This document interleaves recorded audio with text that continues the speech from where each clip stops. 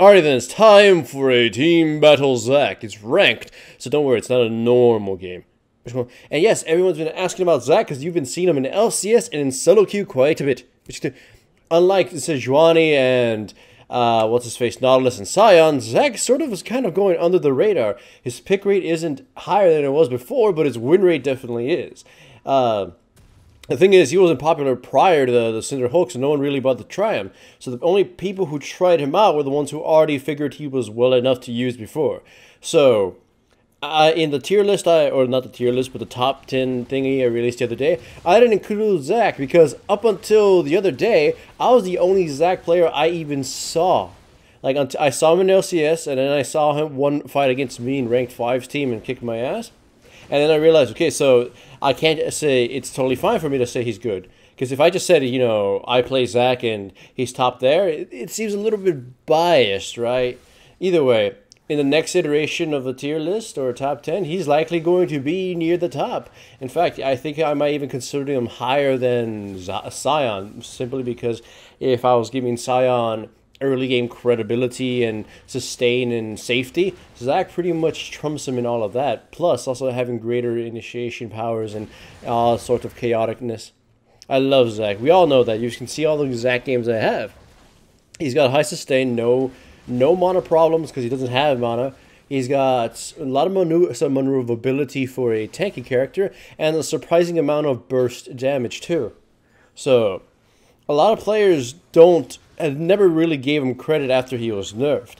I mean, they nerfed his damage, but they barely touched his disruption. I mean, they nerfed his ultimate somewhat, but it didn't just really stop his disruption or his shenanigans. I would say his lane might be slightly better than his jungle, simply because not all the gank targets in the game, not all the laners in the game are easy gank targets for Zach. But with the Cinderhulk, it kind of makes me want to say that the jungle has finally actually surpassed the lane mode.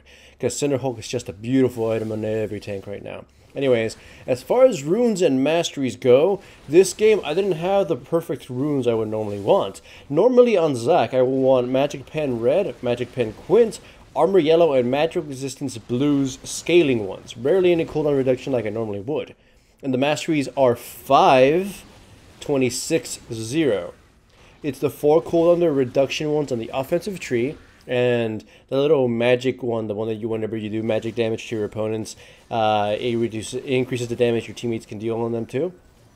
And on the defensive one, it's pretty much all the ones you would assume you'd want on Zach, including the health one, the one where you gain about when you're below 50 health, you gain more health regen or more health from whatever health regain sources you have.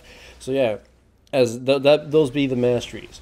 If the runes in this game are, I believe it's Magic Pen Red, Spellvamp Quints, Cooldown Reduction Blues, and Armor Yellow. The only reason I took them is because I hadn't set it up prior to play Zach. I forgot prior to actually playing. It's kind of the curse of having only a few rune pages on this account, which honestly I think Riot should just say, hey, you know what?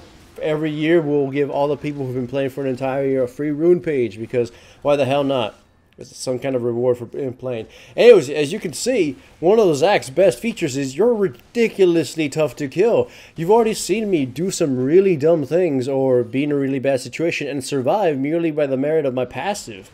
And then I just go back to the jungle and sustain myself back up to full health anyways. Fun fact though, you can take any smite upgrade you want. Chilling Smite, the Skirmishers one, or the Ranger's Trailblazer, but that's kind of overkill because he already just melts camps.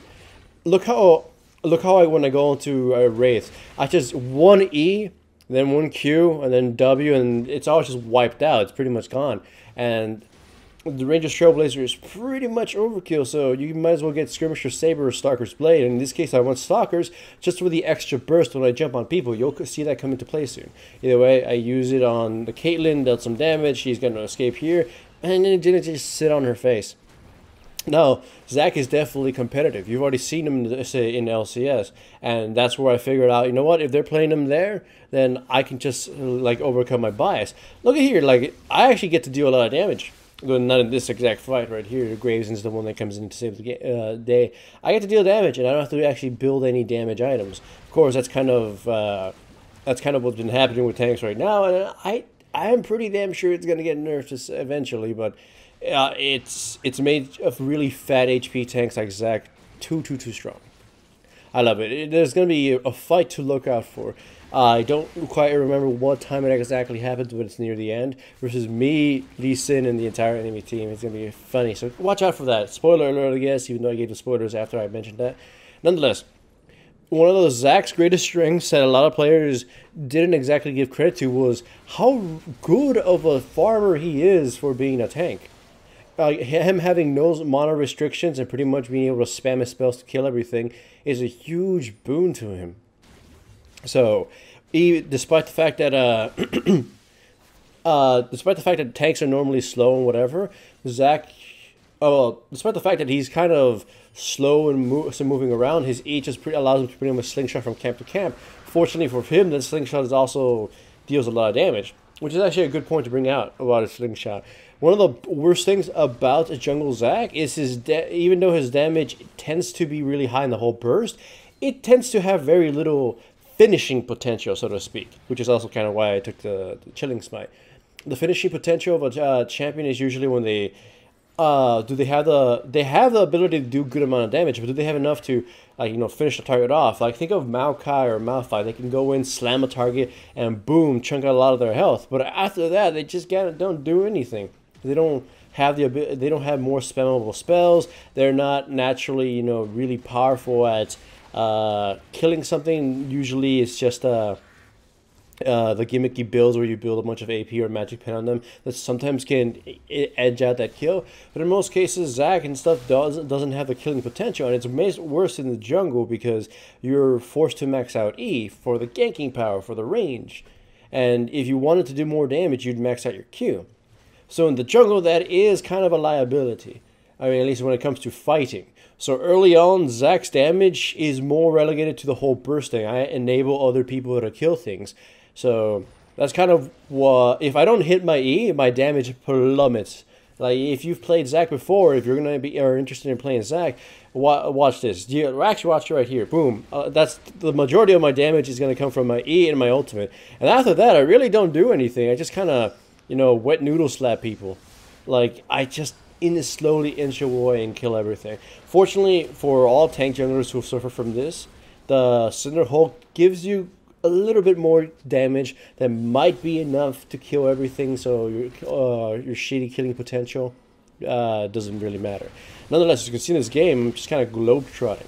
I'm everywhere I want to be, and the enemy team really can't kill me. Every time I get a chance to, I just pounce back on the enemy team, because if they burn anything on me, my passive will likely save me from my own stupidity.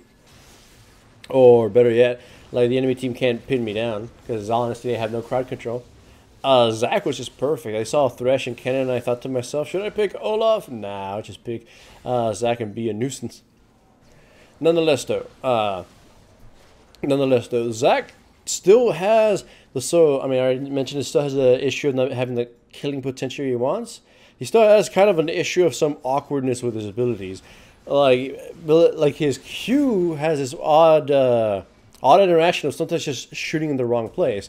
Back then, if you guys remember, last season the bug was more pronounced, where whenever he used Q, he could only Q up. So I don't know if their programming is bad, but sometimes your Q just goes in the wrong places. And the indicators for his abilities tend to also kind of be wrong. Like his Q also has more range than it sort of shows, so you can get him with a little tip, like you kind of like touch them in the back and sort of caress them and make them uncomfortable. Nonetheless, one of the best things about Zac is he's glorious against casters, obviously because of the health HP sponge, and anybody who needs to channel anything. Because my god, it's just the disruption with his E and the disruption of his ultimate is dumb. And of course, at chasing too. Like, look how much area I get to cover here. I just jump in from across the wall near the turret, and I smote the cannon, and I just also ended up being a kill Zac. I honestly think Zac is probably overpowered, and once Sejuani gets nerfed, you might see more Zac, and you might want to get him banned too. I would honestly think that Zac is gonna be the one you'd want to pick over Sejuani.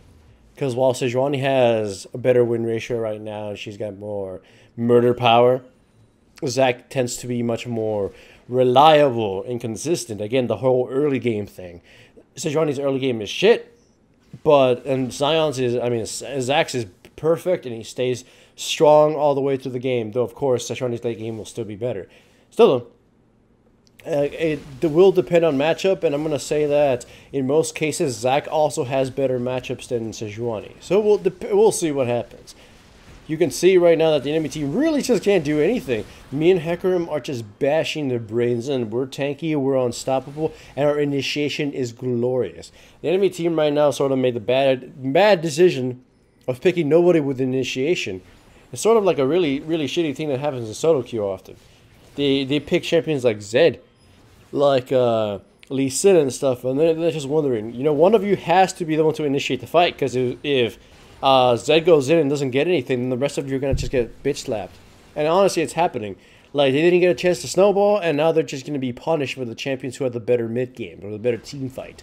The enemy team is now has to rely on proper setup, but they have only one champion that can actually do that for them. And it's Kennen. And we have Janna, who kind of shits on Kennen, so... Like, he also, I don't believe he wait, actually, I think he did rush. And I had another Kennen teammate who never bought Hourglass, and it made me sad, especially because he was fighting against Janna, and he just get blown back every single fight. Nonetheless, Hecarim goes crazy, and this is kind of the edge the enemy team needs to sort of go all shenanigans on us. But even then, look at me, I'm just going to go right in and just tank the tire. It's like, really doesn't matter, I have like 1,000,000 health. Jump in on the Kennen, use my ultimate, get hand blasted, and allow the enemy, my teammates to just burn him down. That buff to E is the buff to his E was deceptively strong, allowing basically doubling the amount of knockup it has. You can essentially chain CC someone now for about 3 or 2.5 seconds, allowing almost anybody to catch up and murder the champion. So I think that small boost really helped out his initiation and disruption. By the way, here's the fight I was talking about. Like, look at how long it takes for them to kill me. I go in and out. I try to grab some blobs whenever I can. In that case, I couldn't, so I just ran into the bush, waiting for my cooldowns to come back out. They kill me, but luckily Graves ends up showing up and just hand blast the other members, and I'm allowed to regenerate my blobs. And unfortunately, the Graves gets killed by the cannon, and the Lee Sin shows up right now. It's like, I took the punishment of 3 of the enemy members. I died, came back from the dead. Lee Sin shows up to fight me, and it's just like, my sustain, I have Spirit Visage, Thornmail, Giant's Belt, Randuin's Omen, and a Cinderhulk. And I'm curious as to why he thinks that I would be dying. I go back in just to slap him to, you know, keep him from recalling. And he engages me once again. I'm like, okay, whatever. Use my ultimate, knocks me back. I collect some of my health. I try to fight near my health. But I kind of want to also just try to kill him. He really can't do anything. I think he tries to kick me back again, and I just collect my health, and I just back to where he was, and he can't do any damage. Even though Janna came in at the last second, well, not really last second, I probably would have killed Lee Sin regardless. And as you can see, I'm kind of near full health again. Well, not full health, half health, which might as well be 180 carries entire health bar. Also, fun fact about Zac, right now, apparently he can solo Dragon at level 3 with pretty much relative ease. I think the build to do that is 2 Ws, 1 Q, and your machete upgraded to the second one, and then just potions to chug it away. Pretty much make sure to grab every blob possible and spam that thing and run around in circles. Anyway, I know I didn't commentate the game that much, but I was just talking about Zac, and just, you can see in the background all the shenanigans I was able to pull out. I honestly do think Zac is going to get nerfed, because he's just got way too much reliability. He's unstoppable once he gets going, and he kind of shits on a lot of team comps that are popular right now. Like, I've been seeing I've been seeing Cho'Gath and stuff, and I just jump on him, and he really can't get anywhere, and I just pin him down.